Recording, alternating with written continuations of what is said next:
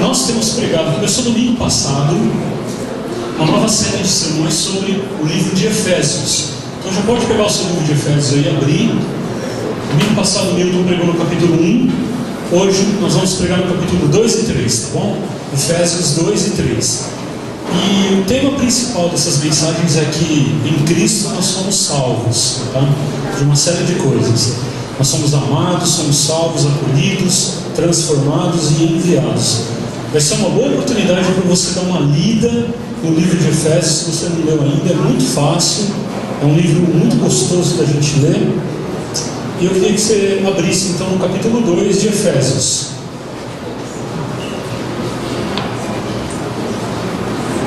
Efésios capítulo 2.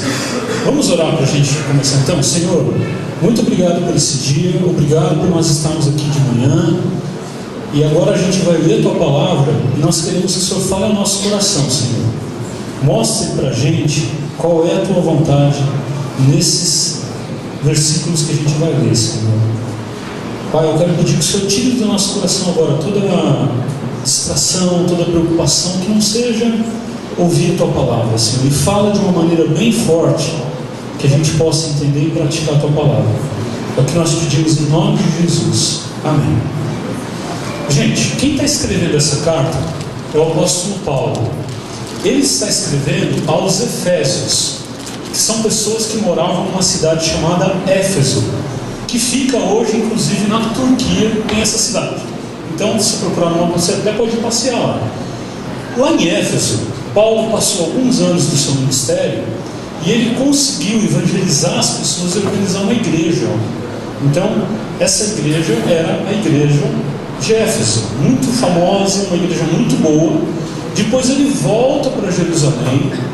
Lá em Jerusalém ele é preso por pregar o evangelho. E aí ele é levado para Roma.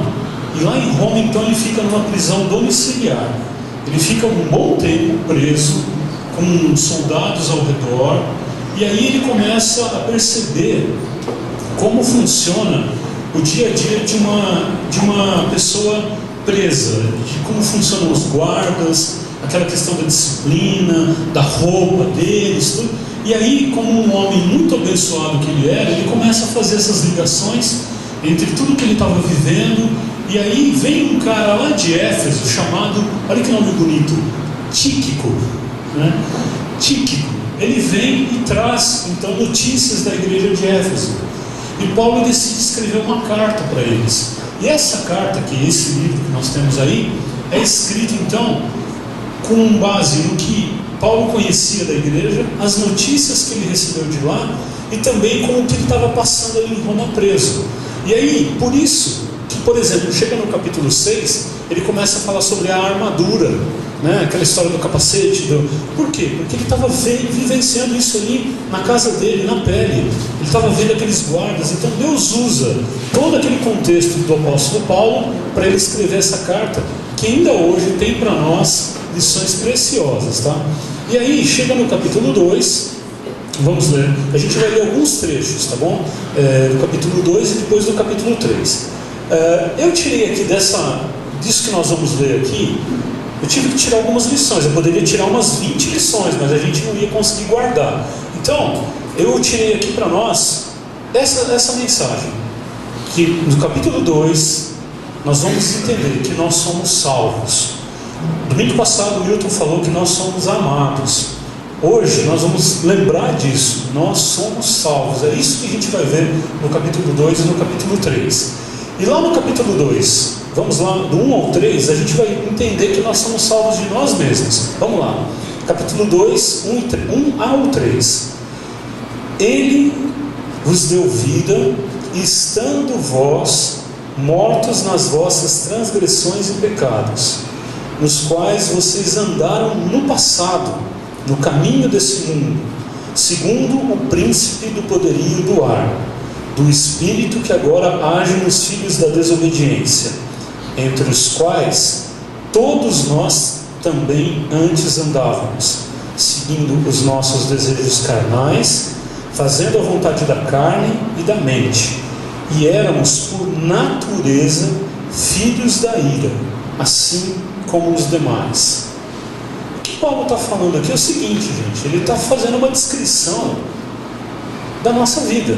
Ele está escrevendo a carta ao pessoal da igreja e fala: olha, vocês, antes de eu chegar aí e pregar o evangelho de Cristo a vocês, vocês estavam mortos nas transgressões, nos pecados, e aí Deus deu vida para a gente. Então, quando a gente fala que Jesus veio salvar a gente, muita gente se pergunta: mas ele veio salvar do quê? Qual é esse grande perigo que eu estou passando, que eu preciso ser salvo? Gente, na verdade, são muitas coisas das quais a gente precisa ser salvo, mas talvez a maior delas, eu preciso ser salvo de mim mesmo, porque naturalmente, eu tenho uma vida que é contrária ao que Deus espera de mim. Naturalmente, o meu modo de falar não é aquele que Deus quer, o modo de eu fazer negócios não é o modo que Deus quer, o modo de eu pensar sobre as pessoas não é o modo como Deus espera. Então, eu naturalmente, eu venho com um defeito de fabricação chamado pecado. Eu nasci assim, você também. E a gente convive com esse defeito de fabricação chamado pecado, que se não for cuidado, ele só vai aumentando, sabe? Só vai se alastrando.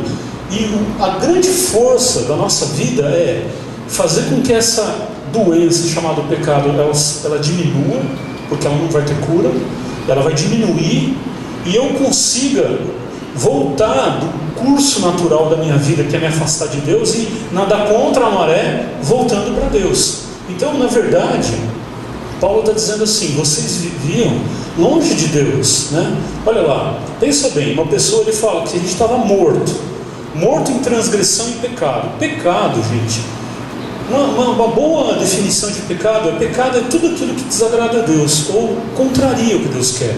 Então, antes de você ficar preocupado se jogar bola é ou não pecado, se você conseguir entender o significado de pecado, o conceito, é muito mais fácil.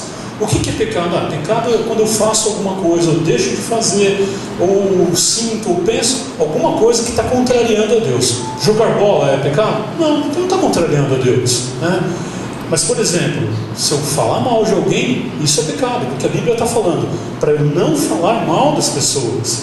Então, entendendo o conceito é muito mais fácil. Mas Paulo está dizendo o seguinte: que nós, antes de conhecermos Jesus, a situação que a Bíblia nos descreve é que nós estávamos mortos em transgressões e pecados, até aqui, ó, até o pescoço, até o nariz, sabe? O branco do olho nosso era desobediência. Quem tem filho não gosta de criança desobediente. Imagina uma criança que é só desobediência, não dá nenhuma alegria para o pai e para a mãe.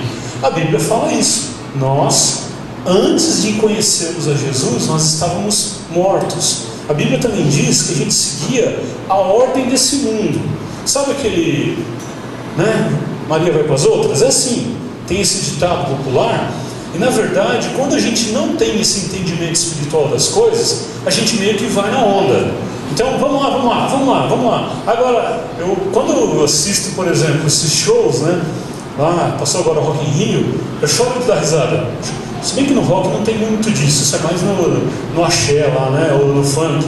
Então a pessoa que está lá na frente fala assim: vamos lá, gente! Aí levanta a mão aqui, levanta a mão para lá, e todo mundo vai, né? Levanta a mão para lá, vai, agora pula, todo mundo pula, tira o pé do chão, todo mundo tira o pé do chão, né? Gente, agora todo mundo de ponta cabeça, todo mundo de ponta cabeça. Então, é assim, todo mundo vai na onda, vai no fluxo, e a gente também ia assim. Naturalmente, a gente ia fazendo as coisas que esse mundo longe de Deus faz. E qual é o fluxo natural do mundo? É mentir, é levar vantagem em tudo, né? É roubar, é dar vazão a tudo que você quer a hora que você quiser. Então, o importante é ser feliz, não importa como, busca a sua felicidade. Então, esse é o curso natural da vida das pessoas. Eu quero comer, eu como tudo que eu quero, eu bebo o que eu quiser, ninguém cuida da minha vida, eu faço o que eu quiser no meu trabalho, eu falo o que eu quiser, eu penso o que eu quiser. Não é bem assim, mas a Bíblia fala que era isso, né? Pior, nós seguimos o Espírito, olha só que palavra forte, o Espírito que atua nos filhos da desobediência.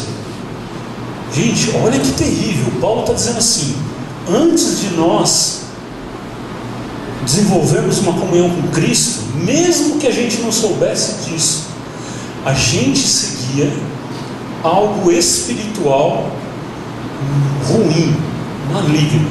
Ai, pelo amor de Deus, fala isso. Sim, mesmo que você não soubesse, você estava seguindo o espírito que atua nos filhos da desobediência. É isso que Paulo está falando, né? Ele diz mais: a gente satisfazia a vontade da carne. Sabe o que é a vontade da carne? Hein? Não é o churrasco, não é isso, né? A carne quer dizer o nosso corpo e suas vontades meio esquisitas, né? Você já parou para pensar que a gente come muito mais do que a gente precisa? E a gente come mais, e meio que estilo a música do Fabiano, né? De novo e mais outra vez, né? E vamos lá e vamos embora. E aí você come, você não aguenta mais, você ainda lembra que tem a sobremesa. Hoje é o Dia Internacional da Mula, né? A gente vai sair daqui que vai comer que nem um condenado, eu, graças a Deus, nem tanto, mas eu não aguento mais, mas eu era assim também. Comia o salgado, né? Aí eu lembrava que ainda tinha sobremesa. Não tem lugar, mas a gente arranja um lugarzinho, vamos lá, né? Meu, isso é uma vontade da carne. Dormir demais. Falar o que quer, a hora que quer, sem pesar o que se vai falar. Vontade da carne, sabe? Sabe a pessoa que estoura? Enfim, o nosso corpo, vamos falar sério, nós temos vontades esquisitas. Vontade da carne. E Paulo está falando que a gente vivia assim, né? E diz mais: por causa de tudo isso, nós éramos merecedores da ira de Deus. E se você der uma olhadinha no versículo 12, a gente leu do 1 ao 3, dá uma olhadinha no versículo 12 do capítulo 2, ele fala assim, ó: vocês estavam naquele tempo sem Cristo, separados da comunidade de Israel, estranhos às alianças da promessa, sem esperança e sem Deus no mundo. Gente, olha que coisa! Então pensa bem, uma pessoa assim, ela tem que ser salva mesmo. Uma pessoa que está morta, uma pessoa cujo o princípio da vida dela é desobedecer a Deus, uma pessoa que está só satisfazendo a vontade da carne, uma pessoa que está merecedora da ira de Deus, sem esperança, sem Deus no mundo. Uma pessoa assim está perdida.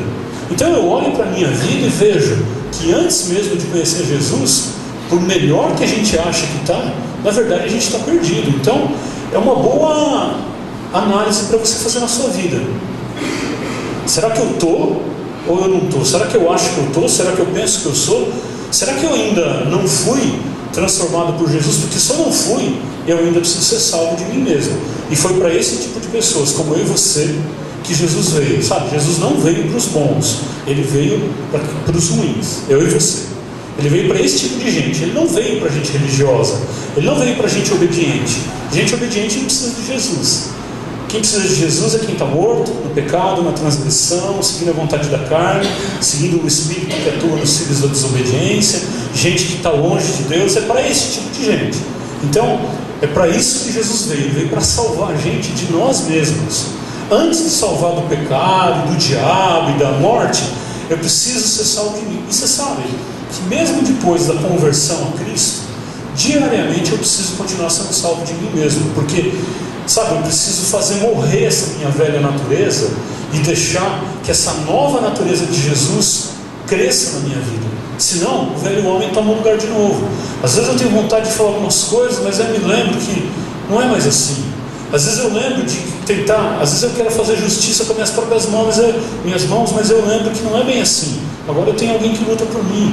Agora, a gente tem esse momento terrível com as crianças aí, essas questões todas. A tendência é a gente ir lá e querer ganhar tudo, né, no argumento, quando na verdade não vai ser assim.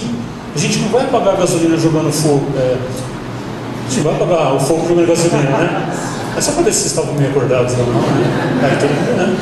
A gente não vai apagar o fogo jogando gasolina. A gente vai ganhar essa guerra em oração, sabe? Em intercessão. Então, a gente precisa, todos os dias, nós precisamos ser salvos de nós mesmos. Veja aí na sua vida, que área você está precisando ser salvo? Que Jesus veio para nos salvar de nós mesmos. Provérbios 16:25 diz assim: tem caminhos que para o homem parecem ser caminhos bons, mas são caminhos de morte. Por quê? Porque eu preciso ser salvo de mim mesmo. Os meus conceitos são errados, né? A palavra de Deus diz também assim, que quem não tem o Espírito não aceita as coisas que vêm do Espírito de Deus, pois elas parecem loucura. Quem não tem o Espírito de Deus não é capaz de entendê-las, porque elas só são discernidas espiritualmente. Está em 1 Coríntios 2, perdão. Então, ter o Espírito de Deus, ter essa nova vida, faz a gente olhar para trás e entender: puxa, realmente, olha como é que eu era antes, Jesus me salvou. Ou então você olhar para a sua vida hoje e falar: cara, eu estou precisando de salvação. Jesus, é Ele, né? Uma outra lição que a gente vai tirar aqui é que nós somos salvos pela graça. Versículos 8 e 9, capítulo 2, versículos 8 e 9, acompanha comigo aí. Porque pela graça vocês são salvos por meio da fé, e isso não vem de vocês, é um dom de Deus. Não vem de obras para que ninguém se glorie. Gente, esse versículo, ele é tão curtinho, esses dois versículos, mas ele mostra para a gente o seguinte: eu preciso ser salvo de mim mesmo, sim, e isso é algo que acontece pela graça. Olha só o que esse versículo está dizendo. Nós somos salvos pela graça. Graça, como a gente já sabe, é algo assim que eu não preciso fazer nada em troca. Se eu disser para você que lá nas Casas Bahia, hoje, às 14 horas, na loja do shopping, eles estarão dando televisores de LED 4K de 59 polegadas de graça, você vai levar dinheiro para comprar? Não, mas também você não vai acreditar nisso, né? Tudo bem. Mas quando fala que uma coisa é de graça, você leva dinheiro? Não, porque você não precisa pagar. Então, quando a gente lê a palavra graça, a gente entende o que? É algo que eu não preciso dar nada em troca. É algo que eu nem mereço e nem teria como fazer. Alguém veio e fez para mim: não, toma aqui, é de graça, toma. É só você usufruir. A salvação, essa salvação que nós estamos falando, que eu preciso, você precisa, ela é conquistada, aliás, ela é recebida pela graça. Eu não sei fazer nada. Na verdade, vai dizer, tem uma coisa que eu preciso fazer. Olha lá, vocês são salvos pela graça por meio da fé. Ah, opa, então já mudou de figura. Não é de graça? Sim, é de graça, mas é tipo aquilo assim: você precisa recortar o cupom. Nossa, quem que é dessa época, hein? Nem existe mais isso agora. Agora você precisa curtir no Facebook, né? Meu pai amado, agora que caiu a ficha. A gente era da época. Ficha, olha que coisa antiga, né? Esses dias eu fui comprar numa loja lá no shopping. A moça falou assim: você já conhece a nossa loja aqui? Eu falei: conheço. Ela falou: quantos você tem? Você nasceu de ano? Eu nasci em 92, eu nasci em 93. Eu falei: eu compro nessa loja desde 88. Não sabia, assim, falou: credo, né? Tá falando do cupom, né? Na verdade, você precisa fazer alguma coisa, precisa recortar o cupom, levar lá e trocar. Hoje você precisa curtir, né, no Facebook para poder estar concorrendo e receber. Na verdade, a salvação é de graça, mas ela acontece por meio de algo chamado fé. Bom, então eu preciso de fé. E o que o versículo diz aí? E isto, ou seja, a fé que precisa ter para ser salvo, não vem de vocês. Vou contar uma historinha, talvez você já tenha ouvido, vai ouvir de novo, não tem problema, quem não ouviu vai gostar. Essa história da salvação que vem pela fé é mais ou menos como o Dia dos Pais. Então você pega lá um pai que trabalha, uma mãe que não trabalha fora, só cuida dos filhos. Chega no Dia dos Pais, ela precisa dar um presente para o pai. Só que como ela não trabalha, ela mesma, por si só, ela não tem dinheiro. Então o que ela chega para o maridão e fala: bem, mozão, benzoca, coração, dá 50 aí, ou dá 100 aí. O marido vai perguntar: para quê? Porque o homem, quando fala de dinheiro, né? Para quê? Né? Primeira coisa, não precisa. Não, bem, dá uma grana aí. Aí com muito custo o marido vai lá e tira 100, ó, que marido bonzinho, ó, e dá para a esposa. O que ela vai fazer com esse dinheiro? Pois bem, a esposa vai lá e compra um presente para o marido, por ocasião do Dia dos Pais. Ela não tem dinheiro. Aí pega, dá o presente, embrulha e tal, e dá para o filhinho. Aí chega no domingo, no Dia dos Pais, ela fala para o filhinho: filhinho, vai lá agora, ó, leva para o papai o presente aqui. Aí a criança fica todo contente, pega o presentinho, todo bem embrulhado, e leva para o pai. E chega lá, o pai: opa, o que é isso? Olha que surpresa, né? Ele fala: oh, presente! Aí a criança leva o presente para o pai abre o presente, é alegre, feliz da vida, é uma meia, né? Mas ele faz de conta que ele gostou. Fala, oh, meu filho, que presente bonito, e vem, abraça o filho, e abraça a esposa, ele fica até contente, dá até R$100 com ele, e fica aquela alegria, fica todo mundo contente. A criança acha que cumpriu o seu papel, a mãe está feliz, o pai está contente de ganhar o presente. Gente, mas fala sério, o pai não sabe que o presente que ele está recebendo foi comprado com o próprio dinheiro dele? É a mesma coisa. Deus olhou para nós e falou assim: eu vou salvar a sua vida. Você precisa, para ser salvo, você precisa ter fé. Só que você não tem fé. Dá um pouquinho. Vou pegar a minha fé, que é essa capacidade de crer nas coisas que eu ainda não vejo, e vou colocar essa fé no seu coração, e com esse pouco de fé você pode acreditar em mim e ser salvo. Então, nós somos salvos pela graça por meio da fé. E essa fé, que é a única coisa que eu preciso para ser salvo, ela não vem de mim, ela vem de Deus. E Paulo continua dizendo: ninguém é salvo por obras, para que ninguém se glorie. Você já imaginou que coisa horrível? Você chegar lá no céu e... Opa, você é aqui? Pois é, tudo bem? Nossa, que surpresa, cara. Você é aqui no céu? Não, está surpreso por quê? Por quê, cara? Pelo amor de Deus, né? Olha a vida que você levou, não. Pelo amor, agora eu não. Eu pego meu currículo, né? Eu nasci na igreja, porque eu fui pastor, porque não sei o quê, papapá. Veja, que coisa chata isso lá no céu. E todo mundo fica medindo o porquê que está lá no céu. Eu fiz isso, não, eu fiz aquilo, eu fui da igreja tal, eu fui da outra igreja. Não é isso que acontece. Na verdade, todo mundo vai para lá sem merecer, pela graça, por meio da fé. Então, essa salvação, por favor, quando eu pergunto: você tem certeza que você vai para o céu? Muita gente fala: eu não sei ainda, porque eu tenho muitos pecados. Cara, não é pecado que vai te levar ou te deixar de ir, porque pecados todos nós temos. A salvação é algo gratuito, que pela fé você recebe. É só curtir lá. Pronto, você já ganhou. Mas eu não preciso fazer nada. Não preciso ir de joelhos até. Não preciso carregar uma cruz. Não preciso amputar um dedo. Não preciso doar todos os meus bens. Não. Essa salvação é pela graça. Entenda isso. Aliás, esse é um dos pontos da reforma protestante. Você não precisa pagar. Você não precisa ir até um lugar. Dia 12 de outubro, você não precisou ir até lá. Você não precisa comprar nada. Você não precisa fazer uma série de novenas. Você não precisa ir de joelho até tal lugar. Você não precisa, digo mais, nem sequer ser batizado. Nem precisa ser batizado para ser salvo. O batismo, se der tempo, é uma consequência. Muita gente, num leito de morte, resolve acertar as suas pendências com Deus e de repente aceita pela fé a salvação, sem ser batizado. Se não, todos teriam que ser batizados para ser salvos, mas a salvação é pela graça. Olha que legal saber que antes eu não merecia nada, eu estava numa vida ruim, agora eu estou salvo e eu não precisei fazer nada. Eu recebi isso gratuitamente, né? Gratuitamente. Se você já recebeu alguma coisa grátis, você sabe o que eu estou dizendo, é muito bom, cara. Você fala: gente, que legal, ganhei isso aqui. Ganhei. O que você não deve pagar? Não tem que pagar nada, ganhei. Olha que bom. A salvação pela graça, gente. Não tem nada a ver com você.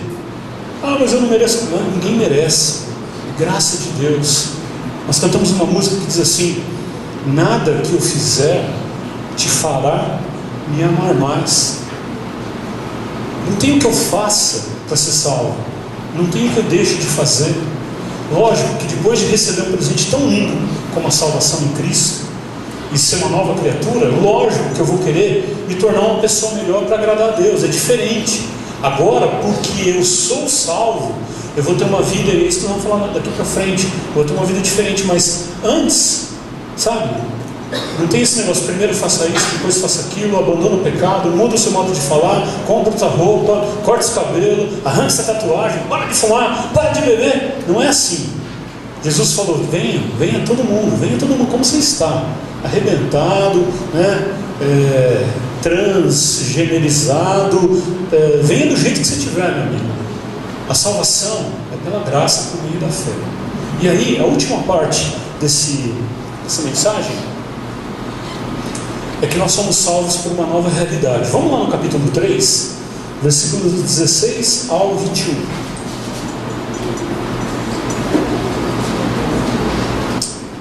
Para que Paulo está falando do versículo 14 e 15, que ele está orando, né? Ele está orando a Deus, aí chega no versículo 16, para que, segundo as riquezas da sua glória, Deus lhes conceda que vocês sejam interiormente fortalecidos com poder pelo seu Espírito, e que Cristo habite pela fé nos vossos corações, a fim de que, arraigados e fundamentados em amor, vos seja possível compreender, juntamente com todos os irmãos, a largura, o comprimento, a altura e a profundidade desse amor, e assim conhecer esse amor de Cristo, que excede todo entendimento, para que vocês sejam preenchidos até a plenitude de Deus. Àquele que é poderoso para fazer bem todas as coisas, além do que pedimos ou pensamos, pelo poder que age em nós, a Ele seja a glória na igreja e em Cristo Jesus por todas as gerações e para todos sempre. Gente, nós somos salvos de nós mesmos pela graça, mas com um objetivo na vida. Para quê? Para virar crente agora? Não é para isso que Jesus morreu na cruz e nos salvou. Ele nos salvou para que a gente agora tenha uma nova vida, gente, uma nova realidade, sabe? Na verdade, a nossa vida deveria ser assim: olhar para trás e ver como a gente era e ver hoje como a gente está diferente. Então, todo o sacrifício de Jesus na cruz, toda essa graça, esse favor merecido, por meio da fé que Deus nos dá, Ele nos dá isso com um objetivo. Qual é o objetivo? Agora colocar um terno, uma gravata, comprar uma Bíblia e vir todo dia para a igreja? Não. É para que você tenha uma vida diferente, sabe? E aí Paulo começa a falar, para você ser fortalecido no íntimo. Olha que legal. Tem gente que sofre de muitas coisas, né? Complexos, hesitações, medos, fobias, que é a mesma coisa, enfim, traumas do passado, dificuldades relacionais. Nós somos assim, pessoas imperfeitas, cheias de problemas, né? Tonina que pode dizer isso bem, né, Tonina? Como psicóloga, enfrenta, sabe lidar com as nossas dificuldades. Você tem lá, né, medo de barata. Eu tenho uma amiga que tem medo de dirigir. Ela não dirige porque ela tem medo. E isso causa um problema tão grande para ela, né? Uma dificuldade tão dura, porque ela fica dependente de uma série de coisas, né? Enfim, Jesus vem para fazer a nossa vida diferente, para trabalhar no nosso coração. É isso que a Bíblia está falando, fortalecer o nosso coração, de repente nos auxiliar. A fé é uma arma tão poderosa que ajuda a gente a vencer as nossas dificuldades, a superar os nossos traumas, as nossas barreiras, e nos tornarmos pessoas diferentes. Toda vez que eu venho pregar aqui, eu tenho que falar sobre isso. Todos os dias eu agradeço a Deus por eu não ser como eu deveria ser. Esquisito isso, né? Eu agradeço a Deus porque eu não sou como eu deveria ser, porque eu venho de uma linhagem de alcoólatras. Eu contei isso para vocês, sabe? Eu creio que isso era genético, né? Porque olha, meu pai, o irmão dele, a irmã dele eram alcoólatras. O meu primo era alcoólatra. Meu pai, minha tia e meu tio morreram por causa disso. O meu primo morreu por causa disso. Os outros lá de casa, todo mundo é chegado num né? Como dizia o Mussu. Também está presentinho, hein? Está presentinho, atrapalhando. Esse dia eu estava aqui no estudo da Bíblia que ninguém lê, estava estudando o livro de Zacarias, né? Eu estava lembrando, quando eu era pequeno, cara, a primeira vez que eu vi na igreja alguém falar Zacarias, eu chorei da risada, porque o único Zacarias que eu conhecia era dos Trapalhões. Eu nunca tinha ouvido ninguém chamar Zacarias. O pastor falou, mas abriu o livro de Zacarias. Cara, minha mãe me apertava aqui. O que eu estava falando isso, né? Do né? Mas veja bem, eu venho de uma família de alcoólatras. De repente Deus trabalhou na minha vida e eu não fui, mas o natural da minha vida é ser alcoólatra, né? Eu venho de família de pais separados. Eu podia ter crescido revoltado, né? Nervoso, bravo, enfim. E eu vejo que Deus mudou a minha história. Por quê? Porque a salvação dele, um dia eu aceitei, e isso se tornou uma coisa prática na minha vida, sabe? Sabe aquela história de uma pessoa que acaba destoando dos demais? Não porque eu seja melhor, mas porque um dia eu recebi essa salvação.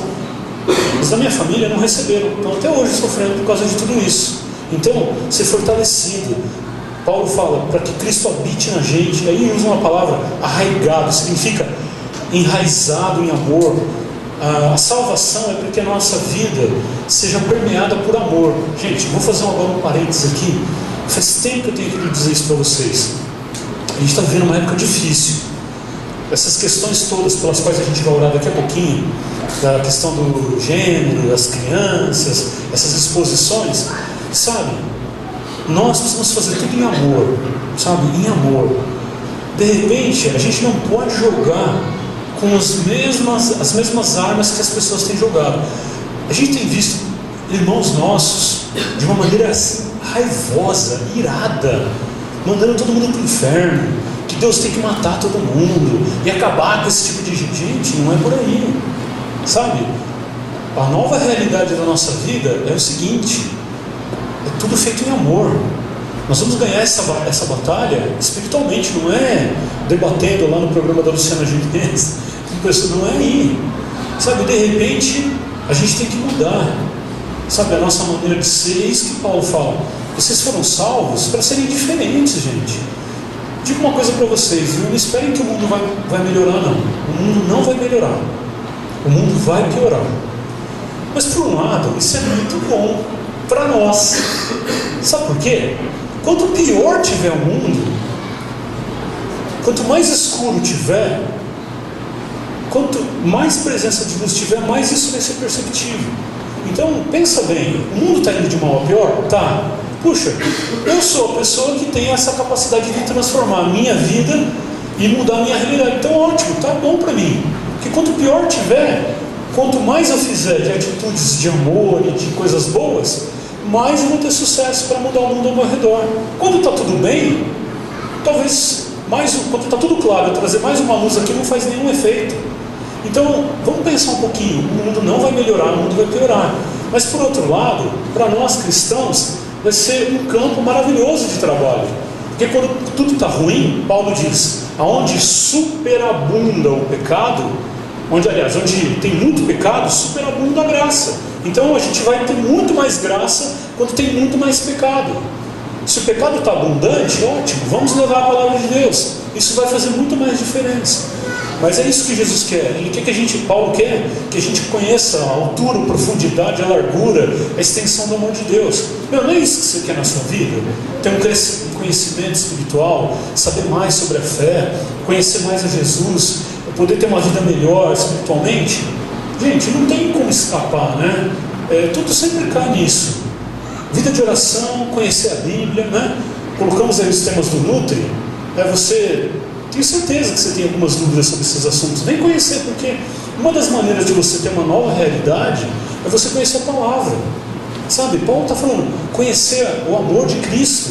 E isso acontece muito pela palavra. Ou seja, resumindo, nós somos salvos para a gente ter um novo estilo de vida, totalmente diferente daquele do capítulo 2, sabe? Mortos nos delitos e pecados, vivendo de acordo com o Espírito que atua nos filhos da desobediência. Ótimo. Agora não. Agora nós temos uma nova vida. E é isso que a fé ela faz na nossa vida. Foi para isso que Jesus veio, para nos salvar de nós mesmos. Veio para nos salvar pela fé, pela graça, e nos salvar para que nós sejamos novas criaturas. Sabe, o maior sinal de que alguém é uma nova criatura não é a roupa que ela está vestindo. O cara virou crente agora, hein? Cortou o cabelo, não está cortando o cabelo, ou então o tamanho da Bíblia. Não é isso que define uma pessoa na sua espiritualidade. 2 Coríntios 5,17 diz: se alguém está em Cristo, é uma nova criatura.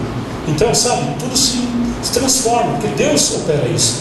Como que você vai saber se você foi salvo? Cara, se você se tornou uma nova criatura, sabe?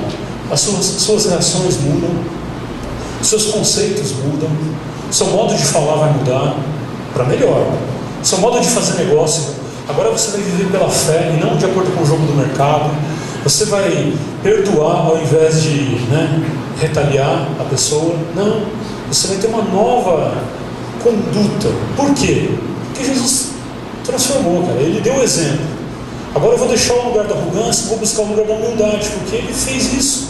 né? Jesus fala, se a gente não se tornar como essas crianças, a gente não entra no reino dos céus. Então agora eu vou precisar deixar tudo que eu sempre quis, o que eu sempre construí, o que eu sempre idealizei, e agora eu vou me abrir para uma nova realidade. Isso não tem a ver com virar crente, frequentar essa ou aquela igreja. Tem a ver com deixar a verdadeira espiritualidade entrar no seu coração. Então é isso que Efésios está falando. É isso que Paulo está dizendo para nós. Nós somos salvos de nós mesmos, pela graça, por meio da fé, e para uma nova realidade. É o que a última frase vai dizer. Eu espero que você fique com alguma dessas coisas para a sua vida, que você olhe por isso. E se você ainda não é salvo, se você ainda não foi transformado, tem que chegar, tem que fazer isso, tem que pedir isso para Deus, tá? Nós vamos ter essa oportunidade agora. Nós vamos encerrar esse momento orando.